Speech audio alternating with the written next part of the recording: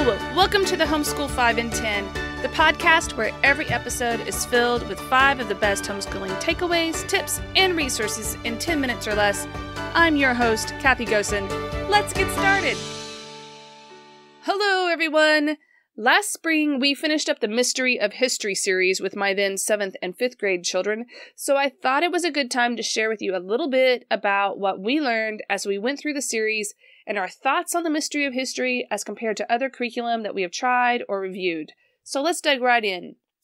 For those unfamiliar with the series, Mystery of History is a history curriculum divided into 4 volumes with the expectation that they would be completed over a 4-year cycle. The first volume covers everything from creation to the resurrection of Jesus Christ. The second takes a look at events during the early church and Middle Ages. Volume 3 continues through the timeline and covers everything from the Renaissance and Reformation to the spread of humanity across the globe. Finally, Volume 4 is jam-packed with more modern events, covering everything from the War of Independence to the World Wars and all the way up to 2014 with a look at the global war on terror. Each of these volumes provide fascinating stories and biographical information of the time period. In addition, each volume tends to progress in difficulty such that Volume 1 tends to be a more interesting read-aloud for younger readers, while Volume 4 tends to include longer reading passages with more heavy, war-filled, and moral topics being presented. While they could probably be read in any order, they are definitely intended to be read sequentially. More on that in a minute. I also want to say that the 4 volumes progress in content appropriateness better than some other history curriculum I've seen. For example, in Story of the World, Volume 1 of their 4-part history cycle tends to put a lot more emphasis on mythology, which can be a bit confusing for younger students who are unsure what they believe. And this is one of the reasons you will often find more conservative box curriculums not using Volume 1 of Story of the World as a spine. However, Mystery of History Volume 1 puts more emphasis on the people and places of ancient history than the stories, making it much more age-appropriate if you plan on starting this series with younger students. Don't get me wrong, Mystery of History still presents big topics such as Buddhism and Confucianism and stuff like that, but the emphasis is more on the story of the good news throughout history rather than the story of history for the sake of history itself, which I really appreciate.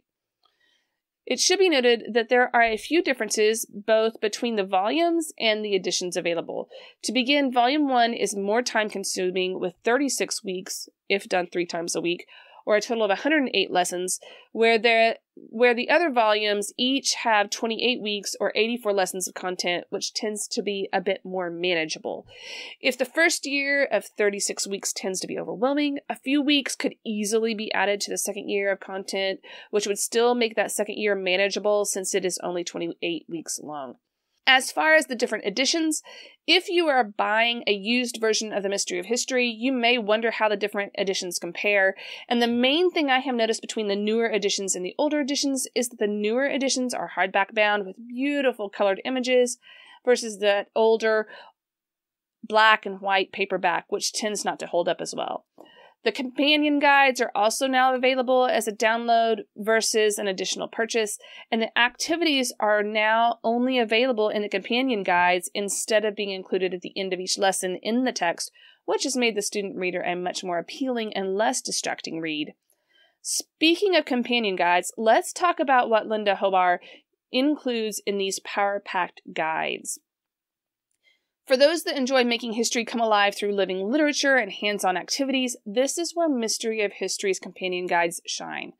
Linda does her best to provide several age-appropriate activity suggestions for each lesson, as well as literature and movie suggestions. In Volume 1, she also includes a Bible reading list for families wishing to line up their personal Bible readings with early history, and each volume also includes weekly pre-tests, memory card suggestions, review worksheets, mapping exercises, timeline suggestions, weekly quizzes, quarterly worksheets, semester tests, quizzes, worksheets, and test answers, field trip suggestions, pronunciation guides, supplemental material lists, and so much more. That said, it is actually easy to be overwhelmed with all the options she gives.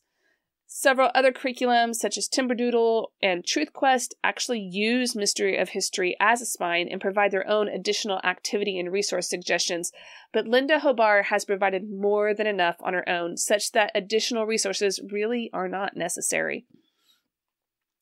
With so many resources available, the next question is how to pair everything to provide the best age-appropriate history experience. First, I suggest that you don't do everything Linda suggests, or at least that you don't do everything every year. This curriculum is intended to be repeated every 4 years, and as such, every resource does not need to be used each year. That's just a great way to guarantee burnout. While I tend to enjoy reading history from a variety of perspectives, Mystery of History could, in theory, be the only history set you buy for your homeschool, since you can repeat the cycle for a total of 3 times throughout a child's education. That said, for the early elementary years, I would suggest reading aloud the text, choosing a few young student activities. We try to choose 1 a week. Creating a timeline, finding the age-appropriate locations on a map, reading a few elementary living book suggestions, and memorizing the 12 important dates that Linda suggests. When students repeat the cycle during the middle school years, this would be the time to add the pretest to see what they remember from the first time they completed the cycle. Depending on the academic level of your child, you may also want to let your child read the text on his or her own and begin taking the worksheets and tests. But again, Linda provides additional activities and mapping skills that are age appropriate. This age could also review the important dates to memorize and find the dates on the timeline they created in the first cycle. Or if you have a book like Usborne's Timeline of World History, this would be a good time for them to look those important dates up in a timeline book to see what else was happening around the same time. As always, don't forget to add supplemental living books to reinforce what they are learning. She provides plenty of age-appropriate suggestions. In high school, students can then complete the curriculum 1 final time. This time, they should definitely complete the pretests, worksheets, quizzes, and tests, as well as the older activity suggestions, which will include the writing of several papers and the reading of several supplemental literature resources. The nice thing about having one curriculum that can be repeated and made age-appropriate for all levels is that families can cycle through history together, and the overall cost is minimal over the course of one's homeschool years. Now, while I have stated it before, Mystery of History is definitely strong enough to stand on its own. That said, for those looking to make it better, here are a few things that we have found that enhanced our experience with the curriculum. If you really enjoy reading quality living literature, consider researching books by time period on Google, in a book like All Through the Ages by Christine Miller, or look what other homeschool curricula use for the same time period. We always like to compare our book lists with literature-rich curriculum such as Sunlight and My Father's World. If you have researched your family history, consider talking about family members who have lived during the time period you are reading. We did this especially during Volume 4, and it was amazing how much more intriguing history became when the girls knew someone, or at least knew they were related to someone relevant to the historical setting they were studying. If you like supplementing history with video content, like we do, consider researching major topics on YouTube and creating a playlist. Or, if you like it when someone else does the research for you, my friend Dr. Melanie Wilson of Grammar Galaxy and the Homeschool Sanity Show has already created one for Mystery of History Volume 1, which is fantastic. You can just as easily look up Mystery of History in the volume number and playlist on YouTube to find several who have created similar lists for easy access. Finally, research field trip ideas around where you live.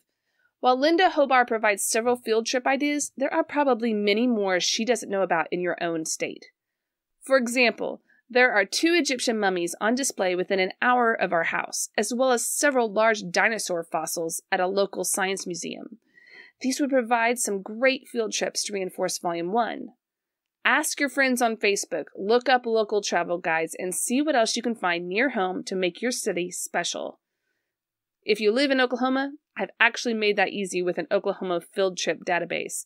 I will include a link to that as well as all the other resources I have mentioned today in the show notes, so be sure to check that out. So there you have it, an inside look at Mystery of History.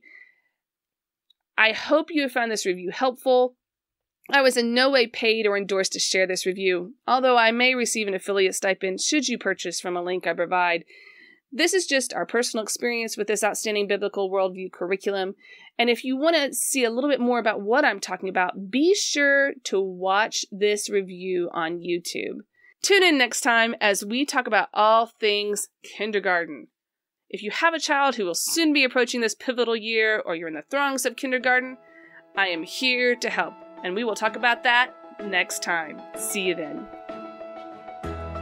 This concludes today's episode of the Homeschool 5 and 10. If you enjoyed listening to today's podcast, please leave a review on whatever platform you are listening on and click the subscribe button so you don't miss an episode.